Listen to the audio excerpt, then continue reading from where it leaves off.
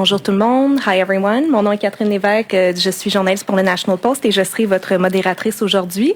So today we have with us the Prime Minister, le très honorable Justin Trudeau. Nous avons aussi la vice-première ministre et ministre des Finances, Chrystia Freeland.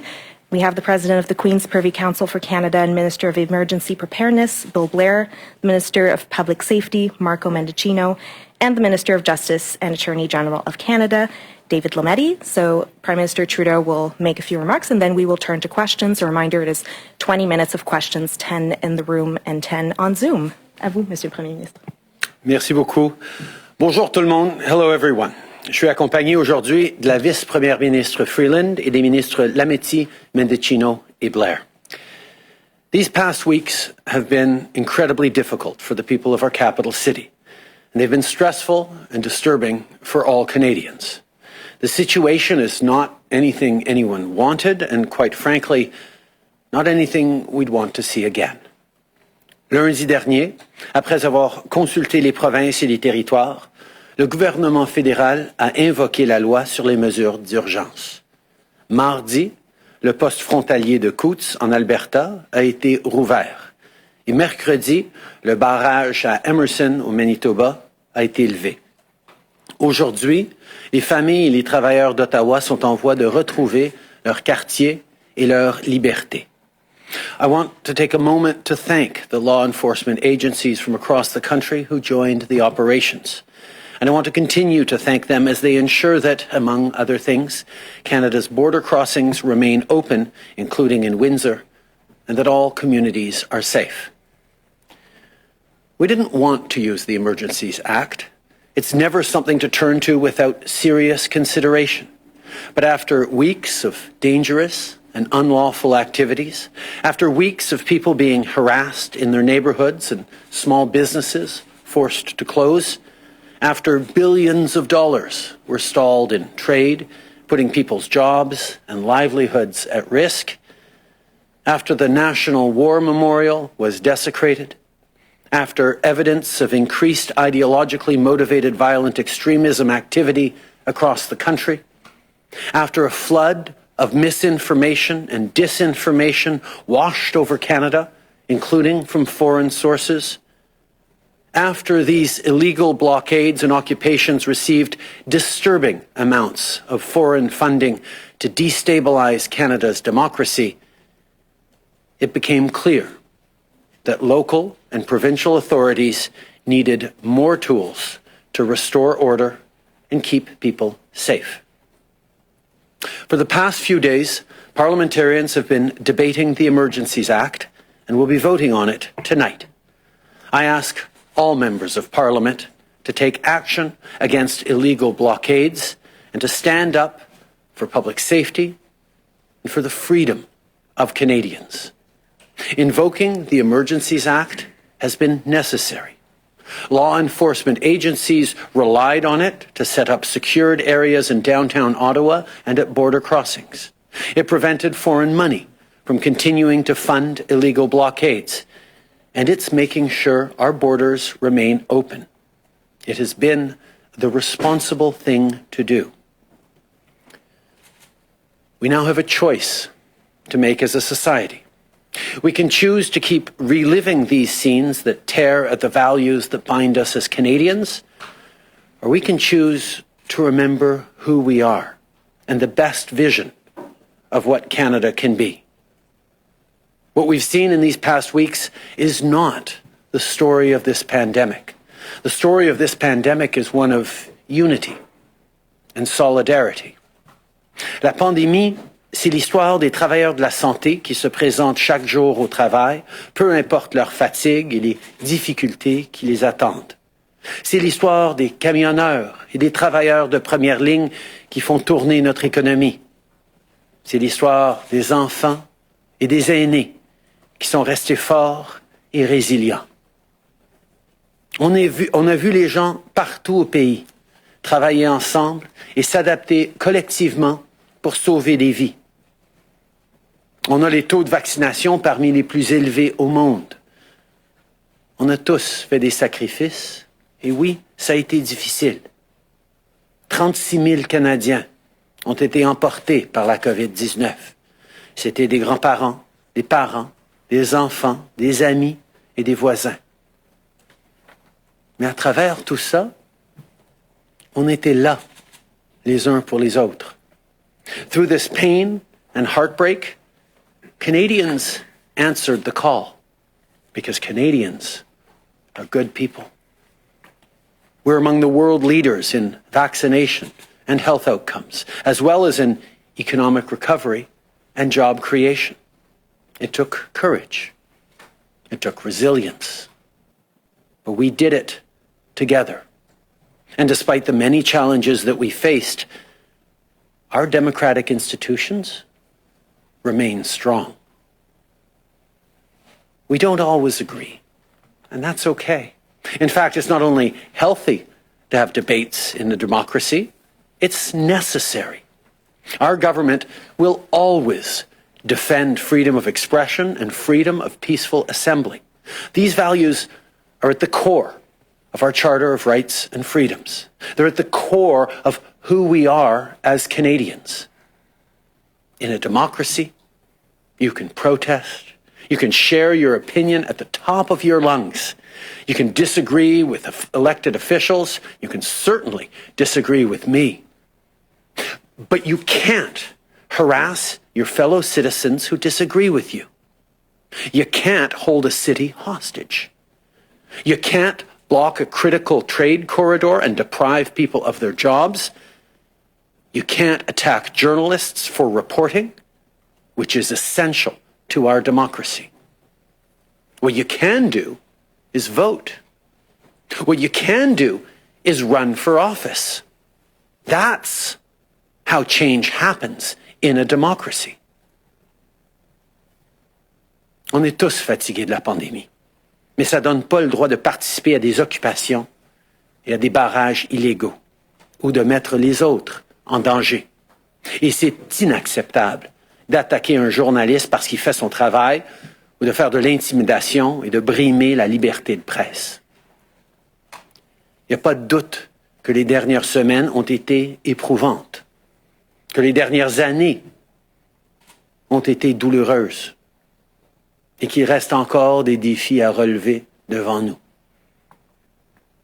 Mais on ne peut pas laisser la colère nous diviser. More than ever, now is the time to work together. It's also the time to reflect on the kind of future we want for our country. There's a lesson for all of us in what happened this month. We don't know when this pandemic is going to finally end, but that doesn't mean we can't start healing as a nation. And it starts with all of us. If you spend a lot of time online, try looking outside your social media bubble every now and then. If you have a cousin who you haven't seen in a while because they're unvaccinated or because they're vaccinated, give them a call. If a political conversation got heated during a recent gathering and a friend or relative left early, pick up the phone. Not to try to convince them, not to argue, but simply to ask how they're doing. Look, in the heat of the moment, we can all get carried away trying to win an argument. But not every single conversation has to be about winning an argument. Sometimes it's more important to just be there for one another. As a country, let's aim for more decency in our public discourse, not less. Let's cherish the democracy that we have, and let's commit ourselves every day to working together to make it even better. Merci. Merci, Monsieur le Premier Ministre. So, like I said, we will have 20 minutes of questions, starting with questions in the room. So we have 10 minutes. I would ask you, ministers and the Prime Minister, if you could keep your answers short. That would be greatly appreciated because we have a lot of questions in the room and on Zoom. And for people on Zoom, if you could use the raise hand function to indicate that you have a question, that would be greatly appreciated. And on va commencer avec David Thurton, CBC.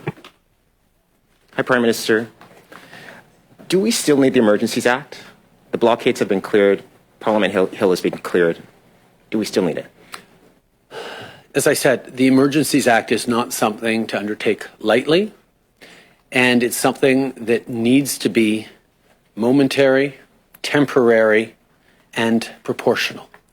That's why every single day I'm receiving briefings and we are reflecting on how much longer the Emergencies Act needs to be in place. We don't want to keep it in place a single day longer than necessary. But even though the blockades are lifted across border openings right now, even though things seem to be resolving very well in Ottawa, this state of emergency is not over. There continues to be real concerns about the coming days, but we will continue to evaluate every single day whether or not it is time and we are able to lift this state of emergency. But I will turn to Ministers Mendicino and Blair, who on this question wanted to say a couple of words.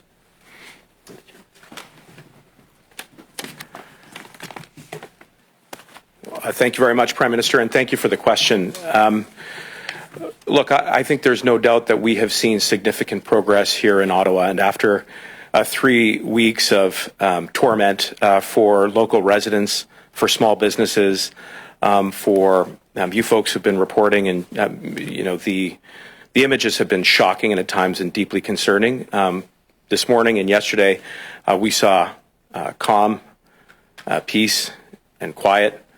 And I think that was certainly a sense of relief for all of us.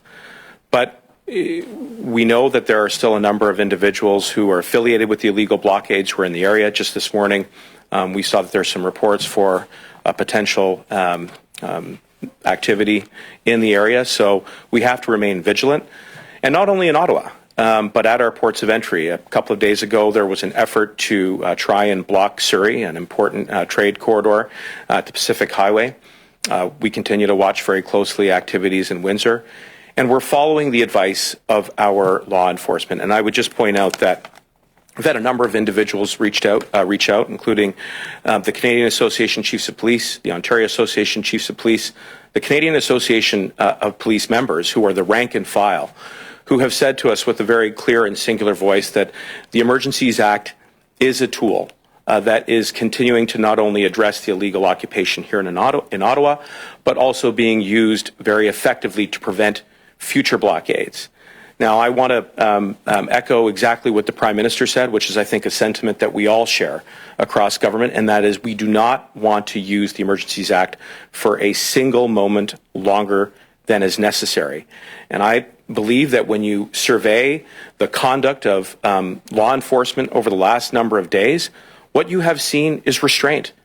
I mean, take a look at the way that the police carried themselves throughout the course of dealing with the illegal occupation here in Ottawa. There was a degree of professionalism and focus, despite the fact that there was an emotionally charged atmosphere, despite the many provocations and intimidation, and at times efforts to assault police officers. And that, despite all of that, we saw a minimum use of force. So I think that kind of conduct will continue to carry through the Emergencies Act, but we won't use it for any longer than is necessary. Ministers, we have 10 minutes only for questions, and we're using it all up on the first one. If you want to stay for an extra 10, great. Yep. Bill? I'll take your point, David. I think clearly the police have used and the measures that we brought forward in the Emergency Act appropriately and to significant effect. We're pleased with the progress that's being made. We're monitoring on a daily and even hourly basis the threat environment with our senior officials and with law enforcement, and we are committed to ending this emergency at the earliest opportunity. But clearly, we're not out of the emergency yet, and so we'll continue to monitor that very carefully. I hope that's satisfactory, David. Oui, bonjour, M. Trudeau, Laurence Martin de Radio-Canada. Si la loi est utilisée de façon préventive, quel est le seuil pour l'enlever? Parce que les camionneurs pourraient revenir dans 2 mois, dans 3 mois. Est-ce que ça veut dire qu'il faut la garder pendant 2-3 mois? Non, effectivement, c'est une réflexion que nous sommes en train d'avoir. C'est certain qu'à un moment donné, quand ça va être levé, on doit être vigilant à ce qui pourrait se passer après. Mais on sent encore que ces jours-ci, dans le moment présent, la situation est encore fragile. La situation d'urgence est encore présente. Nous allons continuer de surveiller au jour le jour pour voir quand est-ce qu'on pourra le lever. Ce ne sera pas pour l'immédiat, mais à tous les jours, on va réévaluer, puis on n'espère pas le garder une journée de plus que nécessaire. Hi there, it's Annie Bergeron-Oliver for CTV National News. My question is for Minister Freeland, I believe. Two Conservative MPs say that their constituents who donated small amounts, about $50 or so, have had their bank accounts frozen. I'm wondering if this is a case of a mistaken use of powers granted to banks under the Emergencies Act, or is the government going after any donor, including small donors?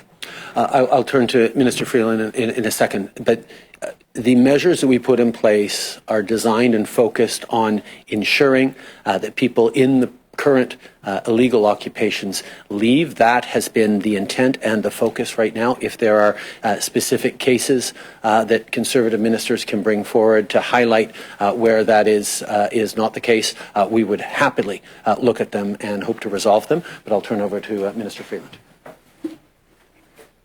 Thank you.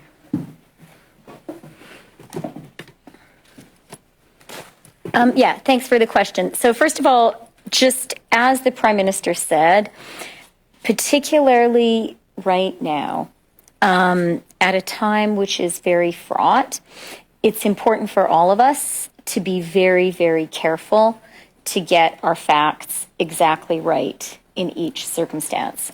And I would urge all of us to take that care in every situation.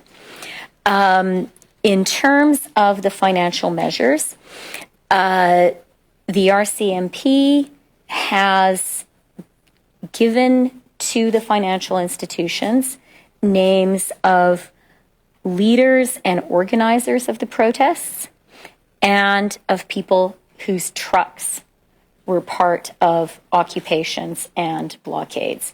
That is the only information, according to the RCMP, that the RCMP has given to financial institutions. I think it's also really important for everyone to be clear, and this speaks to the getting our facts straight point, that these measures applied only as of the 15th of February. That is when financial support of these illegal blockades and occupations began to be sanctioned. And then finally, let me say, for anyone who is concerned that their accounts may have been frozen because of their participation in these illegal blockades and occupation, the way to get your account unfrozen is to stop being part of the blockade and occupation. These measures were put in place to disrupt illegal activity in Canada. And, we were very clear last Monday that we would be following the money, that we would be using financial tools to disrupt illegal blockades and occupations. The focus absolutely has been on leaders and on the vehicles that were such an important part of the illegal blockades and occupations. That has been the only focus of law enforcement. Thank you. Bonjour, Monsieur Trudeau. Je voudrais savoir, est-ce que vous allez imposer la ligne de parti pour le vote de ce soir et en faites-vous un vote de confiance? Tout d'abord, j'ai de la misère à imaginer qu'un parlementaire qui vote non à ces mesures ce soir pourrait imaginer que c'est autre chose que de démontrer la confiance dans la responsabilité, la confiance et la compétence du gouvernement. Mais j'ai tout à fait confiance que la majorité des parlementaires vont ce soir voter pour protéger la règle de droit, pour protéger les Canadiens et leur communauté et leur liberté. I can't imagine that anyone who votes no tonight is doing anything other than indicating that they don't trust the government to make incredibly momentous and important decisions at a very difficult time. But like I said, I am confident that the majority of parliamentarians will stand up to support our values, to stand up to support our democracy, and to stand up to support their fellow Canadians. J'ai répondu. David Aiken, Global News. Thank you for taking our questions, and thank you for the kind words about supporting our work. I'd suggest the best way to do that, of course, is take an extended amount of time for questions from journalists. I heard what you said in reply to my friend David Thurton, and I heard the very same similar lines repeated by Minister Mendicino, repeated by Minister Blair, where you don't want this to go on for 1 second longer. I really want to press you. Give us a specific power in the Emergencies Act, which is vital right now, that is not present in the provincial emergency orders, in the criminal code, and any other number of statutes that already exist. What specifically is in that act that is so vital right now to protect Canadians? We saw for a number of days and weeks into the blockades that it was extremely difficult to get tow trucks to come and tow big rigs. One of the specific measures is an ability to compel tow truck drivers to come and do their jobs. When the Emergencies Act was brought in, many tow truck companies said, okay, we'll do it, didn't need to be compelled, but there were some companies that needed to be compelled under the Emergencies Act to remove trucks. And we've seen right now that there are trucks holding in places like Arnprior and Embrun and other places that are have indicated a desire or an openness to returning to blockades right now. So that is a power we may well need. The power to designate critical infrastructure like border crossings as not just the actual border crossing itself, which of course is protected under current legislation, but the approaches to border crossings, 15 kilometers up the road from Coutts, for example, or the municipal approaches to the Windsor crossing that require police to be able to designate that as areas where people not just occupying, but indicating a desire to go and occupy that intersection can be turned away. Just in the past days, there was a convoy from Fort McMurray destined for Ottawa that was largely turned away at the Manitoba-Ottawa border based on the laws and the powers in the Emergencies Act. Now, this is not something that we want to imagine continuing indefinitely in Canada. We hope to only keep it in place for a number more days. We will reevaluate every single day. But right now, when the situation is still of people pre-positioning, people being out there indicating that they are ready to blockade, to continue their illegal occupations, to disrupt Canadians' lives, we feel that this measure needs to remain in place while this emergency situation is still in place. And I could give other occasions, but I'll turn to another question instead to try and get as many as possible. Sir Lee Berthiaume, Canadian Press, good to see you. You've said you don't want to keep the Emergencies Act any longer than necessary, but you have also said that you want to make some of the new powers around fundraising platforms, reporting to FinTrack, permanent. I'm wondering what other powers you're looking at making permanent, what other changes after this crisis have passed. One of the things that is important and right about the use of the Emergencies Act is there are already many mechanisms around review and oversight, whether it's a parliamentary committee, whether it's an inquiry afterwards, whether it's a need for openness and transparency, whether it's even court cases that are coming forward to challenge it. All those are part of the checks and balances that make sure that these actions we took are the right ones, which we know they are.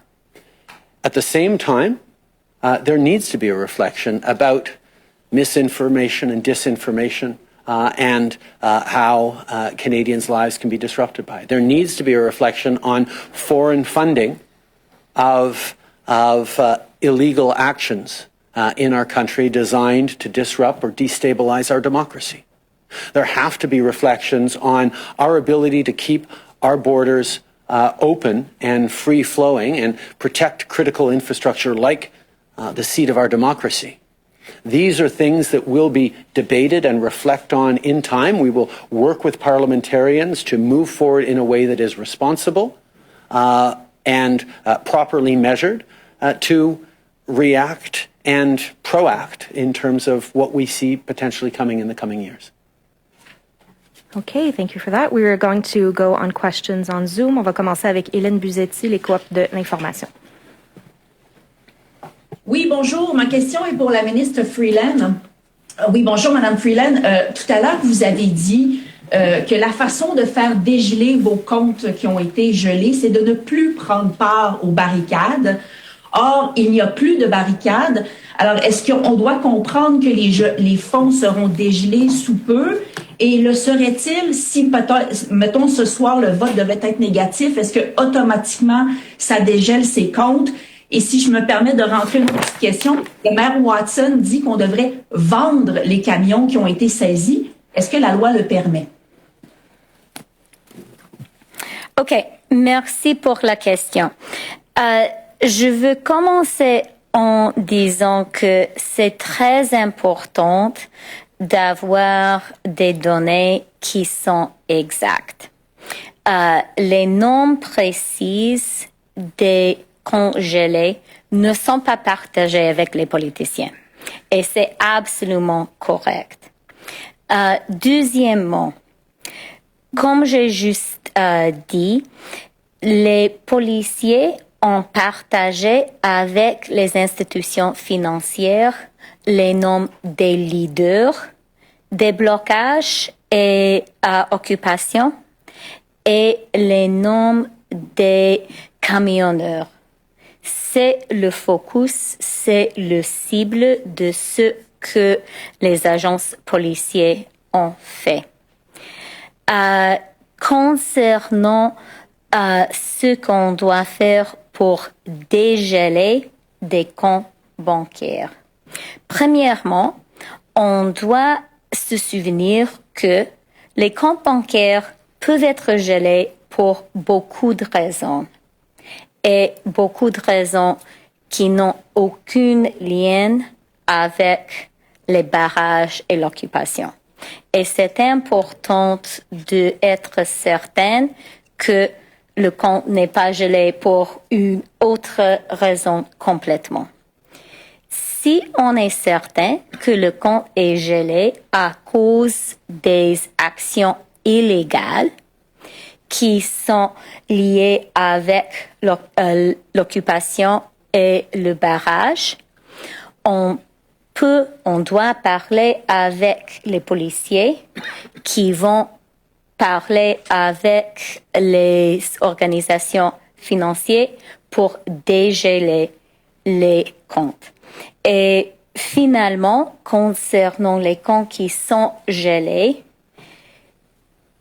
c'était une action prise pour finir avec les barrages et l'occupation. Une action qui n'est pas rétroactive, une action qui était vraiment ciblée. Ce n'était pas une action permanente, une action qui est... on n'a pas aucune intention ou le droit de prendre l'argent des gens. C'était vraiment pour finir avec ces occupations et barrages illégaux. Et je peux me répéter en anglais si c'est utile, mais... Non, n'est-ce pas? OK, merci. Et sur les camions, peut-on les vendre? Concernant les camions, j'ai parlé des pouvoirs fédéraux et il y a aussi des actions, des pouvoirs qui restent avec les municipalités et les provinces. Merci. Parfait. We're going to go to John Ibbotson, Globe and Mail. Good morning, Prime Minister. Concerning the situation in Ukraine, if Russia were to recognize the independence of Luhansk and Donetsk and send troops into the region, would that be sufficient to trigger sanctions by Canada? And if it were not sufficient, why would that not be the case? First of all, we continue to see Russia positioning itself and trying to create excuses or reasons to violate Ukrainian territorial integrity, to violate the sovereignty of Ukraine, and we continue to stand against all such measures. We will fully stand for the entire territorial integrity of Ukraine and do not recognize any attempts to independently recognize or autonomize the separatist occupied regions of eastern Ukraine. Canada stands with Ukraine.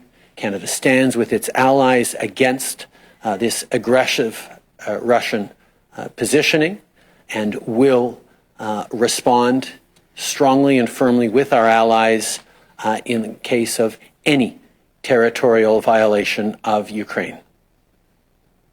Understood. I suppose what we're asking for, though, is some sense of a threshold. What actions the Russians would need to take before Canada would feel justified, indeed required, to initiate a response?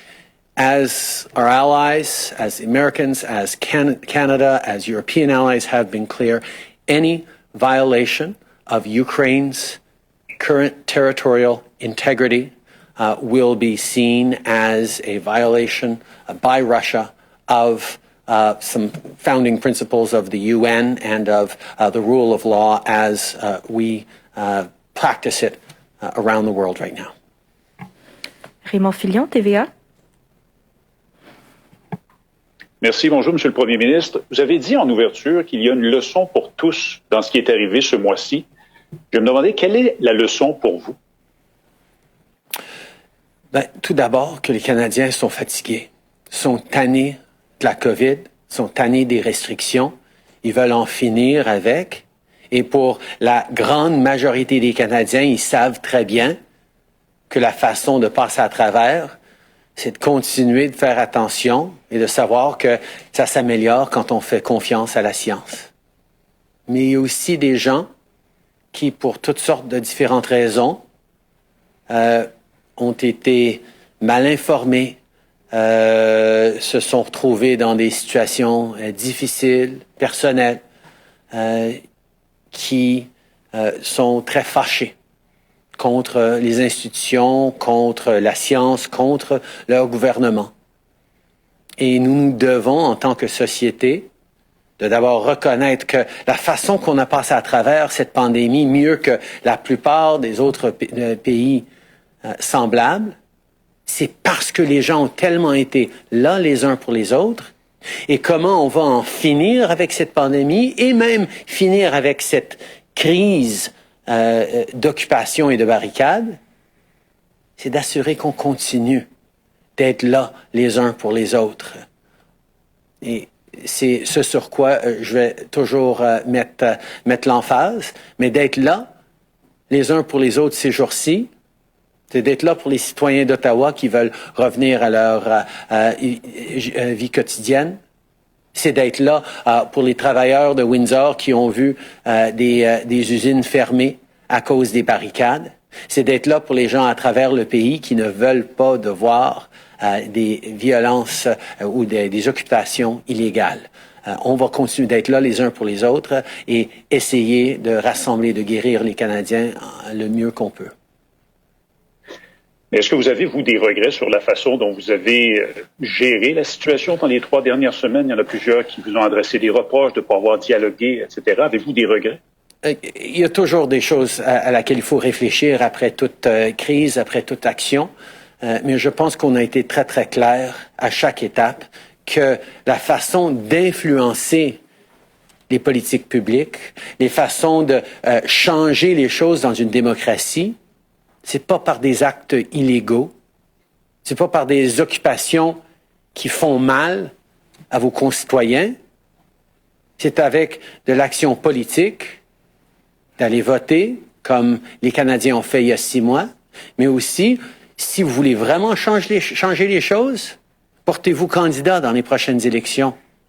Encouragez les Canadiens de vous appuyer pour pouvoir amener des changements. C'est comme ça que ça fonctionne dans une démocratie.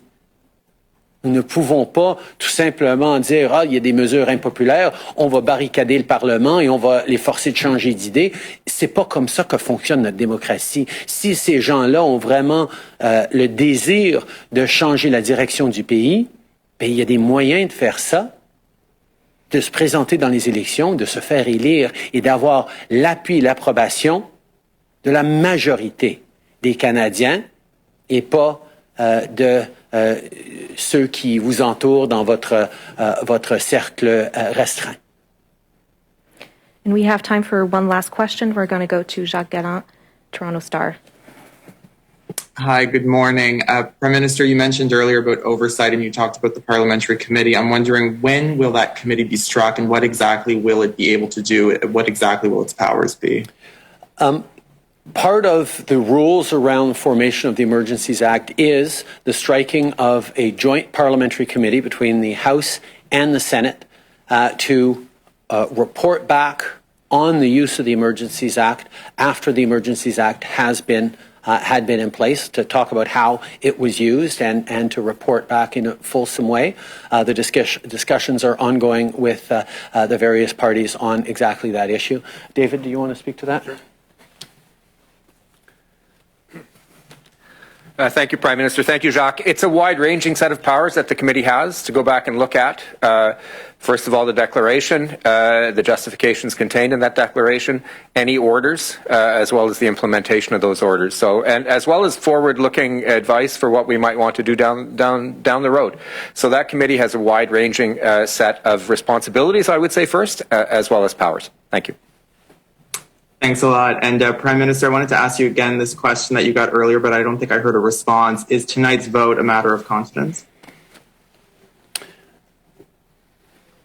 Like I said, I can't imagine anyone voting against this bill as expressing anything other than a deep mistrust in the government's ability to keep Canadians safe at an extraordinarily important time.